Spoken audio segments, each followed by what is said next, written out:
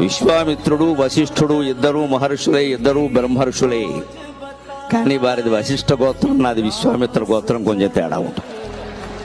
మా గోత్రమే కౌశికస గోత్రం. పైగా వారు ప్రవచన చక్రవర్తి, నా బిరుదం ప్రవచన కిరీటి. నేను బాణాలు వేస్తాను. కిరీటి అంటే బాణాలు వేస్తాడు.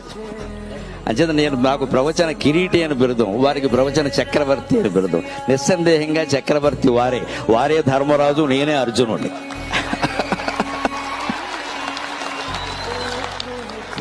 భారతం మొత్తంలో యుద్ధం గెలిచాక చక్రవర్తి ఎవరంటే ధర్మరాజే. అర్జునుడు ఎంత వీరుడైనా ధర్మరాజే అవుతాడు ఖచ్చితంగా. ఆ ధర్మరాజును ఆ రకంగా గౌరవించడమే అర్జునుడిగా ఆనందం. ఆ గౌరవం ధర్మరాజుకి జరగడమే అర్జునుడిగా ఆనందం.